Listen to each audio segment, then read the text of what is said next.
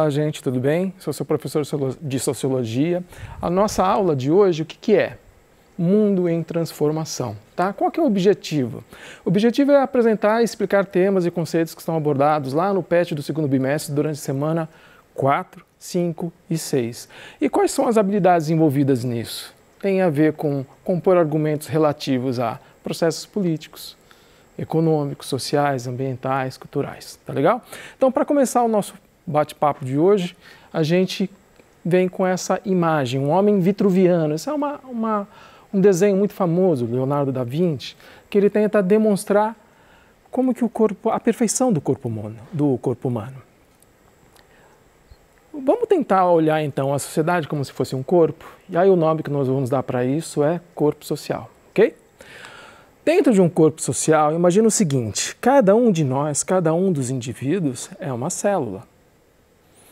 E além dessas células, além desses indivíduos, há também os órgãos. Os órgãos seriam as instituições que existem na nossa sociedade, que elas são feitas inclusive pelos próprios indivíduos. Só que os órgãos têm funções específicas. Então, para esse corpo social ficar bem, as coisas precisam funcionar também muito bem. Mas vamos lá, vamos adiantar aqui, olha. Como todo corpo, o corpo social também cresce. Olha só, vamos dar uma olhada aqui. Como que a gente era antes de 1800? Menos de 1 bilhão de pessoas. Dá uma olhada como é que a gente vem crescendo muito nos últimos tempos. Aqui é 1974. Nós éramos 4 bilhões de pessoas. Aqui em 2024, nós já chegaremos aos 8 bilhões de pessoas. Ou seja, nós estamos crescendo e crescendo muito e rapidamente. Mas olha só, além de crescer, o corpo social também se modifica. Não é difícil imaginar isso, né, gente? Você vê um bebê e se depois você vê esse bebê 20 anos depois, é praticamente uma outra pessoa. Se transformou demais. Com o corpo social também. Ele se modifica, as relações sociais se modificam, a produção, o jeito que a gente produz as coisas, o jeito que a gente consome, o que a gente consome, a maneira com que a gente lida com o meio ambiente, tudo isso se modifica conforme o corpo social vai crescendo. Mas o corpo social também adoece. São vários os exemplos que a gente pode citar. A poluição, a destruição do meio ambiente, as guerras, a pobreza, a fome, a miséria. Isso são sinais claros de que o corpo social está adoecido. Sabe quando nós falamos que um corpo está fraco, ele está anêmico, ele está sofrendo de anemia? No corpo social, a gente fala que ele está com anomia. O que é anomia? Anomia é a ausência de normas. E por que as normas são tão importantes? Veja só, você pode até pensar, nossa, mas a gente tem tantas leis. Não, normas é muito mais do que leis. Normas sociais a gente tem a todo momento. Por exemplo, se alguém me liga, uma dessas normas é quando eu atendo o telefone eu falo alô. Isso é uma norma social. E se eu não falar alô, se eu não respeitar essa norma, como é que a gente vai conseguir continuar se comunicando? Quando eu vou num lugar onde eu não conheço ninguém e as pessoas começam a se apresentar, eles dão a mão para mim, por exemplo, se eu não retornar se eu não fizer assim o mesmo movimento, quais são os tipos como eu vou ser visto? Quais são os tipos de relações que eu vou construir ali? Se eu não seguir determinadas normas que estão postas na nossa sociedade. Então, as normas são importantes porque elas dão sentido à maneira que um lida com o outro, que nós lidamos com a sociedade. Então, vamos lá. Anomia. O que está escrito lá no PET? Está dizendo que a sociedade foi ficando cada vez mais complexa e foi sofrendo modificações fortes e rápidas. E ela, então, começou a adoecer. A solidariedade e a coesão social estavam mais fracas, começou então a se desmanchar. As instituições, lembra, as instituições são os órgãos do corpo social. Os órgãos do corpo social seria então, vamos lá, a religião, a educação, a polícia, o Estado. Essas instituições, elas não estavam mais sendo capazes de manter a coesão social entre as pessoas e o bom funcionamento da sociedade. Percebe então aí que como essa coesão ela foi diminuindo, a sociedade foi ficando cada vez mais doente. Aqui nessa frase, nesse texto aqui do Pet, tem a palavra coesão social repetida 2 vezes. Então vamos dar uma olhada nisso. Olha lá. O que é coesão social, gente? É a força de atração, o que faz com que uma pessoa se sente ligada a outra pessoa, tá bom? Então, funciona mais ou menos assim. Quanto mais eu acredito nas mesmas coisas, tenho mais ou menos as mesmas ideias, ajo mais ou menos da mesma forma e tenho objetivos iguais, mais eu me sinto coeso, mais eu me sinto ligado às outras pessoas. Mais ou menos assim, gente, isso a gente pode encontrar uma pessoa, por exemplo, que sente essa coesão, essa ligação na igreja que ele vai, no grupo de música que ele frequenta, no time de futebol, na torcida. O problema é que a sociedade agora, nós somos o quê? 8 bilhões de pessoas. Fica muito difícil a gente manter, então, uma coesão com tudo isso de gente. Essa ligação que nós temos com esses pequenos grupos não são suficientes para manter a sociedade como um todo conectada. E é importante que a sociedade seja conectada porque nós somos um corpo social que a gente precisa estar de pé. O Pet traz 2 exemplos dessas mudanças que aconteceram que impactam, né, a maneira com que a gente lida com o nosso cotidiano hoje, que é diferente de antes. Dá uma olhada nisso daqui. Está lá no Pet da semana 5, lá na página 187, tem um exercício. E tem esse gráfico aqui. O que a gente vê na parte de baixo do gráfico? A gente vê o ano de 1800, 1900, 2000. E nessa linha aqui vertical a gente vê a quantidade de crianças por casal. Qual é a informação que mostra aqui pra gente? Que lá em 1800, a média em todo o mundo era mais ou menos 6, 7 crianças por casal. Depois, já em 1900, a gente começa a perceber uma queda muito significativa. Hoje aqui, por exemplo, no Brasil, a gente tem uma média que menos de 2 filhos por casal. Isso é o que se chama de nuclearização da família. Isso aconteceu porque o mundo se transformou. Sabe, quando a gente estuda em história que chegou um determinado momento da Revolução Industrial, que as pessoas começaram a sair do campo e foram para as cidades. Pois bem, no campo é muito importante você ter uma família, é uma vantagem você ter uma família numerosa, porque quanto mais pessoas a sua família, mais gente trabalhando a terra, mais você produz. Agora, a partir do momento que as pessoas foram começando a se apinhar nas cidades, viver em lugares muito pequenininhos, isso já não era nenhuma vantagem, não era mais necessário, não era mais nenhuma vantagem ter vários tios, primos, filhos e por aí vai. Então a família ficou cada vez um núcleo menor. E isso, obviamente, impactou a maneira com que a gente lida com as pessoas, a maneira com que a gente se organiza, a maneira que a gente liga com a sociedade. E o Pet traz uma outra mudança também, que é interessante a gente ver, que é a mudança no trabalho durante, né, esse processo aí do corpo social se modificando. O que essa imagem traz para a gente? De que com a Revolução Industrial, a sociedade foi tendo um trabalho cada vez mais especializado. O Pet traz 2 exemplos, eu vou trazer um deles aqui.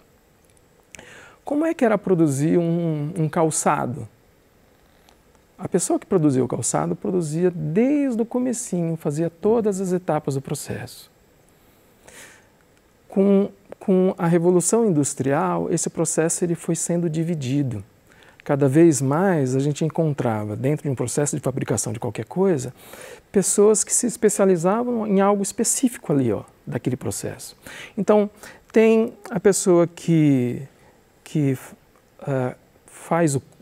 curte o couro, que tinge o couro, uma outra pessoa que corta, uma outra pessoa que transporta, uma outra pessoa que fabrica a linha, outra pessoa que fabrica a cola, outra pessoa que fabrica a tinta, a outra pessoa que costura, uma outra pessoa que vende. Ou seja, o trabalho foi se tornando cada vez tão mais especializado que se imaginou o seguinte, que com o tempo nós seríamos muito coesos de novo. Porque para eu fazer o meu trabalho eu preciso me conectar com várias outras pessoas. Será que isso aconteceu? Essa é a pergunta, né, que eu deixo aqui. Será que o trabalho e as instituições são hoje suficientes para manter a sociedade mais coesa e, portanto, menos doente? Vamos dar uma olhada aqui. Eu apresento para vocês a linha da pobreza. Esse é um estudo feito pela Fundação Getúlio Vargas. Está vendo essa linha azul? Quem está debaixo dela é considerado pobre. O que é ser pobre debaixo dessa linha azul? É viver com até R$ 233 por mês. Isso quer dizer o quê? Que qualquer pessoa que receba mais do que R$ 234 por mês já está fora dessa linha da pobreza. Vamos dar uma olhada nessa tabela aqui, olha. A gente tinha em 1992 34% da população brasileira pobre. A gente percebe uma queda bem acentuada aqui entre os anos 2003 e 2014, até que a gente chegou a 8% aqui em 2014 e depois o que aconteceu? A gente voltou a subir novamente. Aqui são 11% em 2017, que seria 23 milhões de pessoas na época vivendo abaixo da linha da pobreza. O que é 23 milhões de pessoas? É a população do Chile inteira hoje. Mas e de 2017? Bom, eu dei uma pesquisada essa semana, como é que está hoje? Hoje nós não somos mais 23 milhões de brasileiros abaixo da linha da pobreza. Hoje nós somos, em 2021, 35 milhões de pessoas abaixo da linha da pobreza. E isso é um problema. Bom, seguindo aqui, ainda esse exemplo do PET, olha lá, R$ 233 por mês dividido por 30 dias, quanto é que isso vai dar? Vai dar menos de R$ 8 por dia. Agora eu pergunto para você, como é que a gente consegue dar conta de comer, de estudar, de morar, de cuidar da nossa saúde, de se vestir com menos de R$ 8 por dia? Porque essas coisas, elas são muito importantes. Para quê? Para que a gente possa mudar da nossa condição de vida. Quem está debaixo da linha da pobreza precisa disso para ter um mínimo de dignidade para mudar de condição de vida. Por quê? Para se conseguir um emprego melhor, a gente sabe que nós precisamos, obviamente, de saúde, a gente precisa de saúde para trabalhar, e a gente precisa também ter um capital, que a gente chama de capital cultural, ou seja, quanto maior é o seu acesso à educação, mais fácil fica para sair dessa linha da pobreza. É uma coisa que a gente vai ainda ver com mais detalhe mais na frente em outras aulas aí no futuro, tá legal? Mas o capital cultural, acesso à cultura e acesso à saúde são essenciais para as pessoas poderem mudar dessa realidade aqui. Então, olha só, esse mapinha aqui. Aqui está lá no PET, na página 190. O que está mostrando aqui para a gente? Um pedaço de Belo Horizonte. A gente está vendo aqui em cima, ó, a Lagoa da Pampulha. A gente está vendo aqui embaixo o Parque das Mangabeiras. E o que isso mostra para a gente? Está vendo cada pontinho vermelho aqui? É onde ficam os museus. Gente, olha só, o museu não é só um lugar de coisa velha, não. O museu é um lugar que a gente aprende, é um espaço de cultura, é um espaço de aprendizado. Então, se a gente quer ter mais acesso à cultura, frequentar museus é uma coisa interessante também. Mas onde é que eles estão? Está percebendo que eles estão todos concentrados aqui? Onde que é essa região aqui em Belo Horizonte? A região centro e centro-sul, que coincidentemente é a região mais rica de Belo Horizonte. Agora, imagina só uma pessoa que quer investir em cultura para tentar mudar a sua realidade, e então ele mora longe, né? As pessoas mais empobrecidas moram mais longe. Ela tem que gastar com condução, ela vai e tem que voltar. Ela vai investir nos filhos, né, para mudar a realidade. Quanto é que vai sair essa condução levando os 2 filhos? E as pessoas sentem fome. Quanto é que sairia um passeio desse?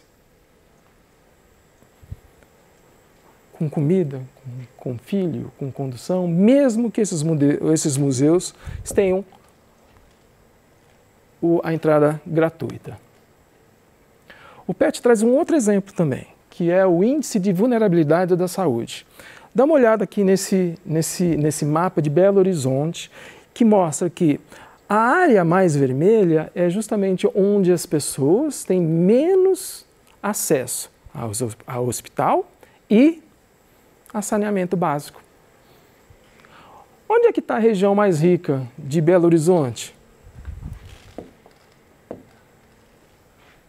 Justamente aqui, ó.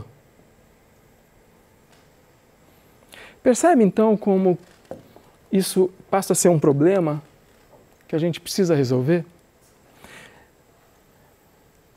O que eu estou querendo dizer para vocês é que a desigualdade ela funciona como se fosse um termômetro do corpo social.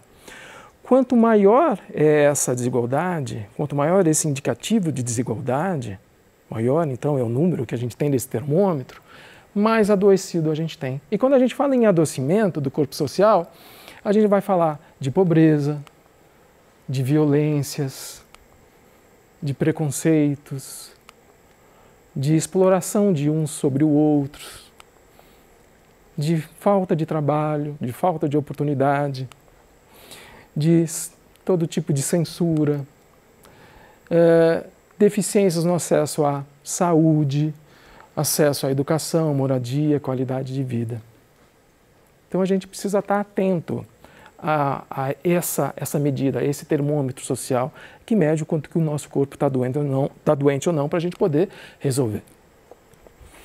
O PET termina então fazendo essa pergunta, já que a gente está numa pandemia e saúde, a gente estava falando de saúde até agora há pouco, nesse período de pandemia, como você analisa o acesso à saúde? Todos tiveram a mesma oportunidade de cuidado, de isolamento social?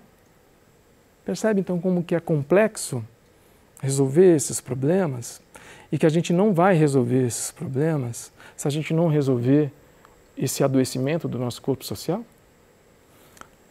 Bom, eu vou fazer um convite para vocês que é o seguinte, a gente falou de cultura, a gente falou um pouquinho de capital cultural. A aula de hoje, do 3º ano, do professor Paulo, ele vai abordar justamente cultura em movimento. É o título da aula dele.